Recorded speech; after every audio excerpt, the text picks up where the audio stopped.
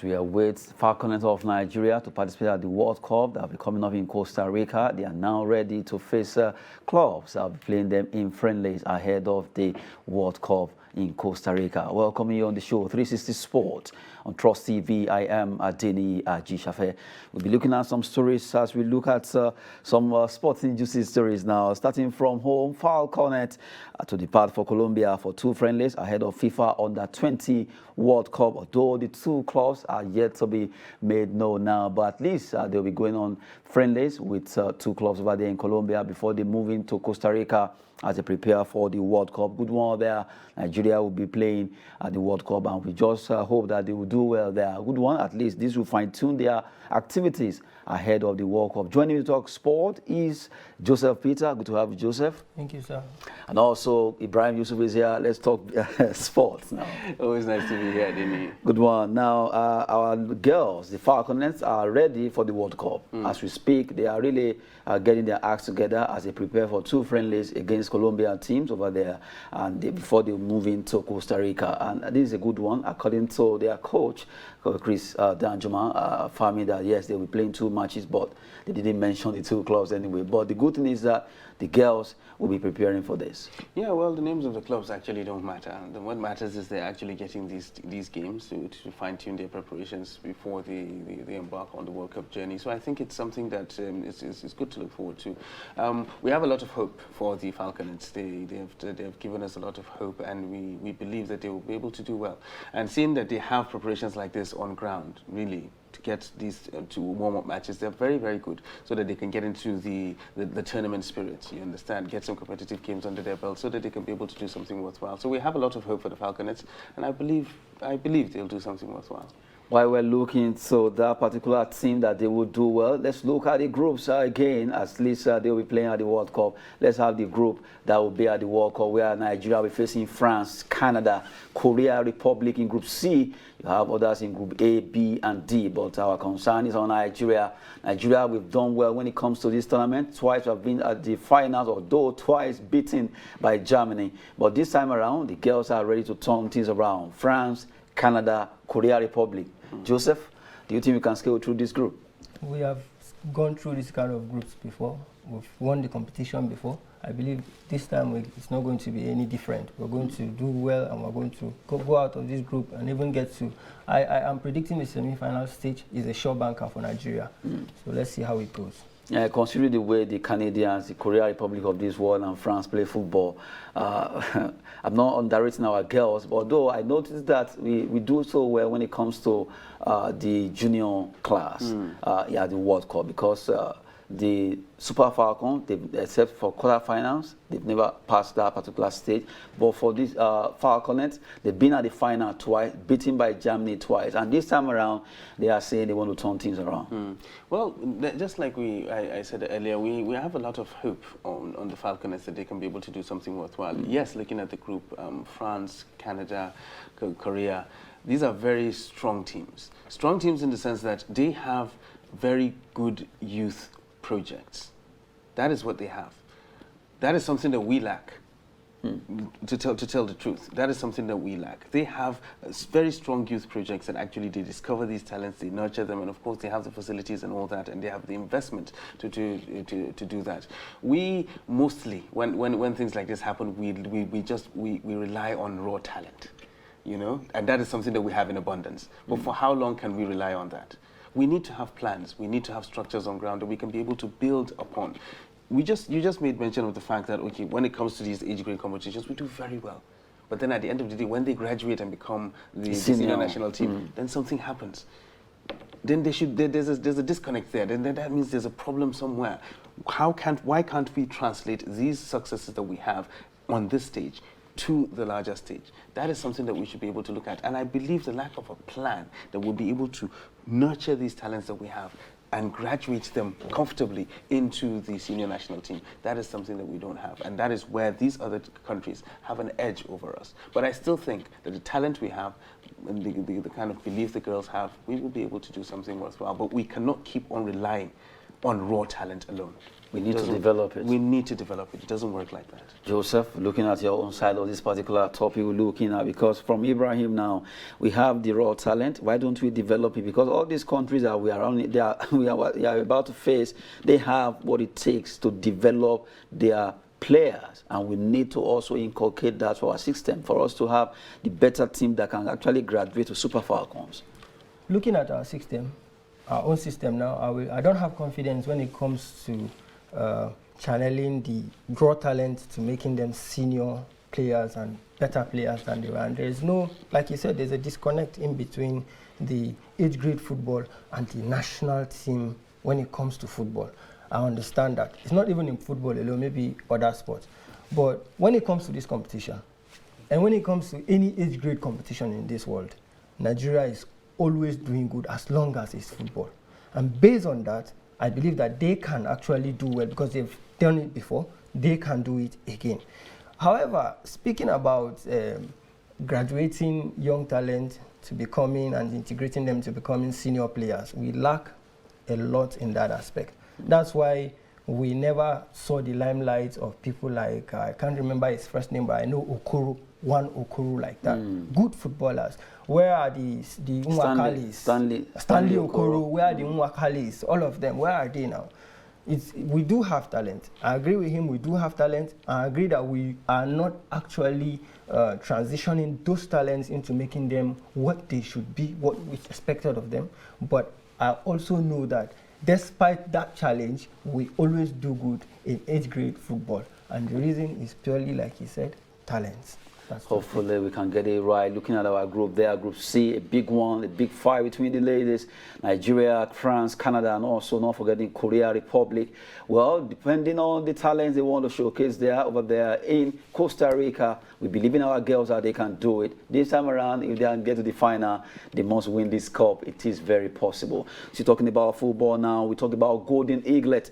Golden Eaglets, Flying Eagles to no AFCON rivals as the draws will be coming up today. Well, as we speak right now, Golden Eagles, Flying Eagles, they have conquered West Africa and they are going for the Africa now. That's the AFCON under 17 and also under 20. Well, from the way it is, our boys are ready. They've done well, as I said earlier, concerning the West Africa, the Niger Republic.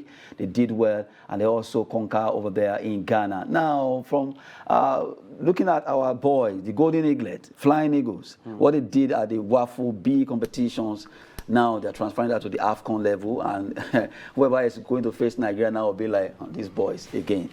Yeah, you see, the thing is, sometimes that's what success breeds. You understand? Now everybody is going to up his game when they're coming against our boys, and that is when our own mentality comes into play. Do we believe that, okay, fine, since we've conquered West Africa, then that means everybody else is a pushover? It doesn't work like that. That is where the mentality of the boys comes into play. Do you let it go to your head that, okay, fine, we've done it regionally, then you can actually do it continentally as well? It doesn't work like that. Everybody has his own style of play, and everybody has his own mentality. So I think now it's time for the boys to actually believe that they can build on whatever it is that they have achieved so far, that they can translate it to continental stage, and of course make us proud. We do believe that we can be able to do that. Just we've already established, we usually do very well when it comes to age grade competitions, both in Africa and worldwide as well. So it's not going to be surprising if we see our boys doing extremely well when it comes to the AFCON. But it all depends on mentality, just like I said. They shouldn't rest on the laurels that, okay, fine, they conquered it regionally, and then that means continentally it's going to be a pushover. It doesn't work like that. If we go in with that kind of mentality, then we're going to get beat, unfortunately. But I think our boys will be able to do something worthwhile. But let's look at, let's know our opponents first before we can be able to say whether we can be able to make it or not. Because African football, like it or not, African football is not what it used to be. A lot of African teams right now are coming to the fore. They're actually developing their football a lot right now, and they're starting from the grassroots, and they're bringing in a lot of talent, and that's exactly what we have. So they have a lot of talent, and they're nurturing it. So African football is not what it used to be before. You know, when there's just a couple of countries that we said, okay, we are scared of these countries, or they're powerhouses when it comes to African football. It doesn't work like that anymore. A lot of African teams are coming to the fore, and we have very strong African boys. They're doing very, very well for themselves. So I think Nigeria is in, we're going to have a good run. We're going to have a good run, and we can win it. We have the capacity to actually win it. Both the under-17 and the under-21, we can win it. We have the capacity and we have the talent, we have the capabilities to do that. Whether we have the mentality, that remains to be seen until we start the tournament first.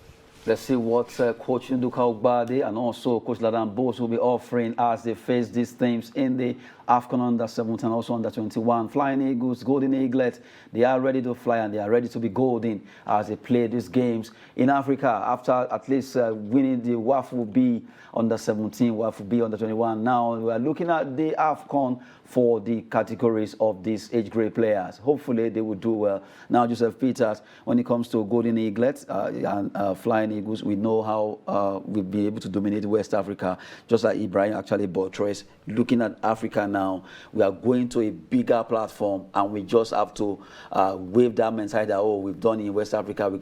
We just have to prepare if we want to win these AFCON competitions.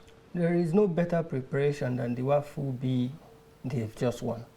It's a competition. I hope that won't get into their heads. It may not and it may, but when you look at the football itself, winning mentality does not come from losing. Winning mentality actually builds when you are winning. They just won. They have that mentality, that's why they won.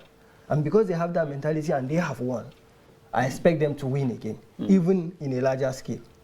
For people that do not win, they are not even participating in the competition. That competition is for winners. You have to win at some point before you come for that competition. That, I think, has built their mentality. Of course, they know that there is a limitation as to what they played before. The WAFU is just consisting of West African nations. Now, they are about to face the whole of Africa. And they know that, yes, this competition is going to be it's going to be tighter, it's going to be more difficult, and I'm sure that they've done it before, like I said, and I like this selection of this set of players. They are young, they are strong, and they are ambitious, and I'm sure that they will do it. I remember most countries knowing fully well that Nigeria, they've done well in the WAFU B, they want to tighten their grip against us. They want us to come just having a cool party. It's always like that. When you are good, whoever comes to face you ups his game.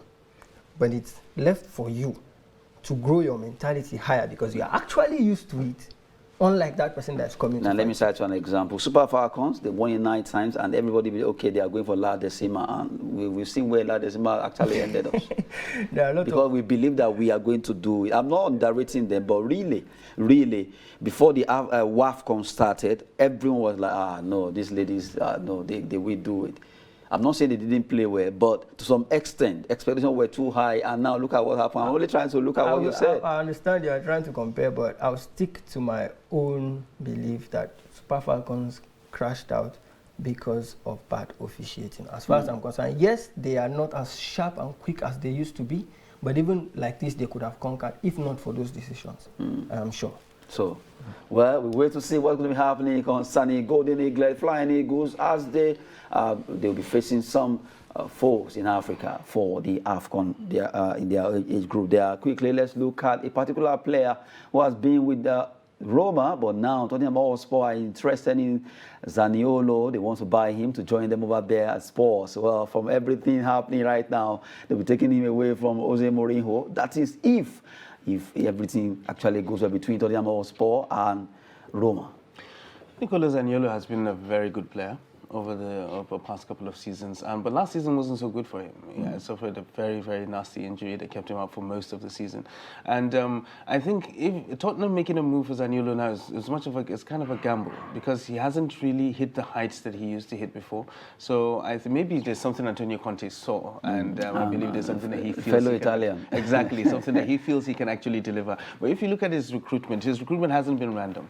He has actually identified the areas where he needs to strengthen, and he's strengthening it as well. So if he's going for Zaniolo, I believe there's something that he saw in Nicola Zaniolo to actually go out for him. But he's not going to come cheap.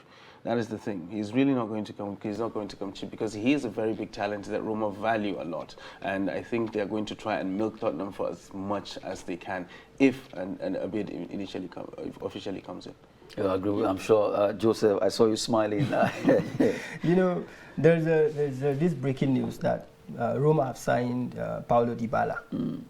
And I'm not wondering, why sell Zaniolo who is a very important piece. And they didn't say they will sell. Those guys are not interested. I'm just saying.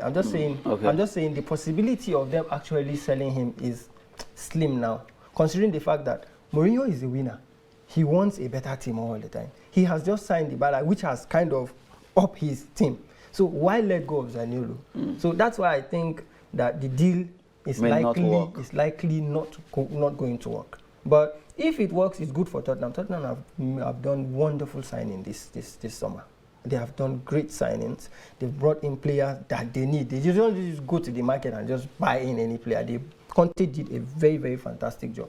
As an Arsenal fan, I don't like it, but you have no option. I have to face it. But looking at the fact that while Mourinho was there in Tottenham Hotspur, people were looking at, he wasn't giving this kind of attention that he's giving to Conte. Kind of. Yeah, well, it's different when it happens like that, because both of them are actually major managers. They're like huge managers when it comes to things like this. A lot of people are a bit surprised when Mourinho took on the Tottenham job. Yeah, a lot of people are actually surprised when he took on that Tottenham job, and I think a lot of people were really waiting for him to fail.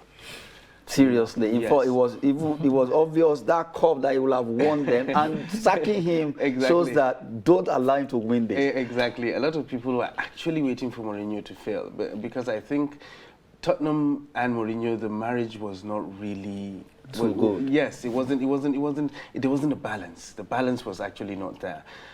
Coming off the years of Pochettino, where they played open attacking football, taking on all comers, pressing high up the pitch and playing very, very entertaining football. Then you bring a conservative like Mourinho to follow that up.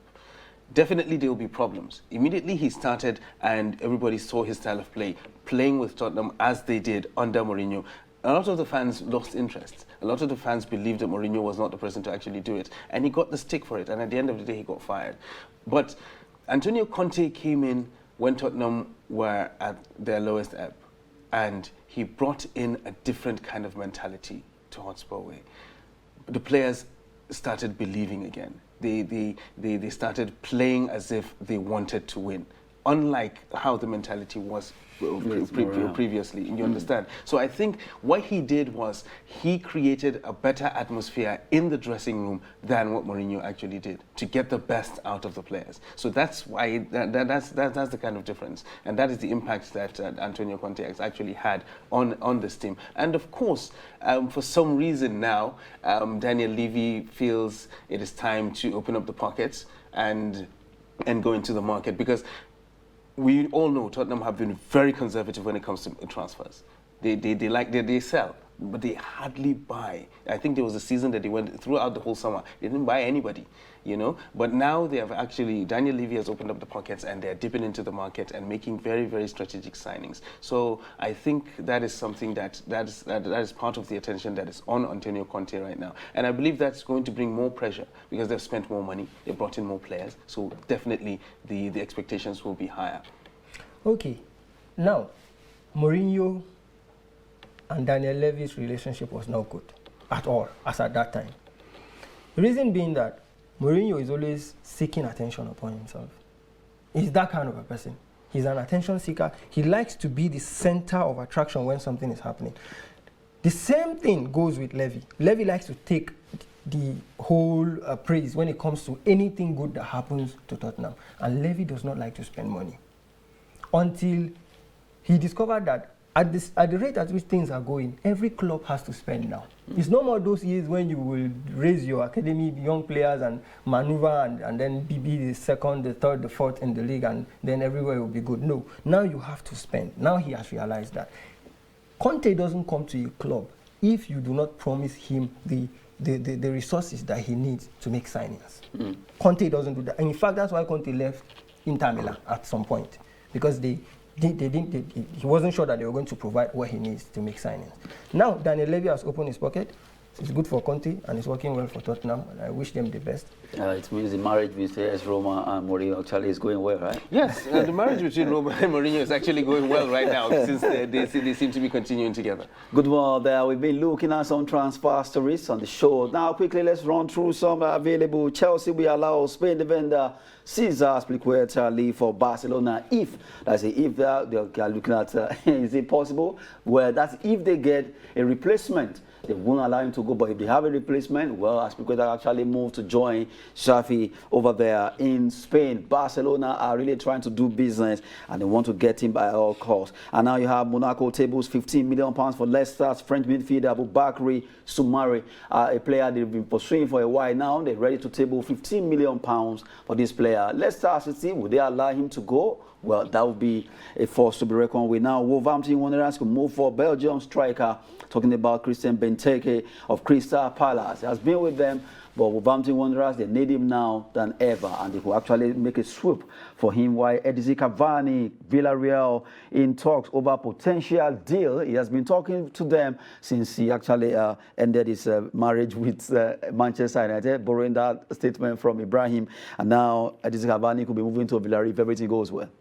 Yes, well, I think you are the marriage man. So. I think it will be a good signing for Villarreal. They have very, very good young players coming to the fore, and I think they've got quite a very good balance going on there. The problem with these kind of signings is they can either make Omar a team. You understand? He can either come in, bring in the experience that is needed both on and off the pitch to actually lead the team to victory, just like some other players have done in other teams, or he can come and become a disruptive factor, whereby the other young players will feel as if they are putting in the work, but then you brought in this old guy and he's trying to take away the limelight. So it's something that remains to be seen if it does happen. Good one there. Joseph, it's been a wonderful time having you on the show. Thank you, sir. And Ibrahim Yusuf, the marriage man. It's always a pleasure to be here. Good one. We have to go now. I am Adini Ajishafe. Thanks for watching.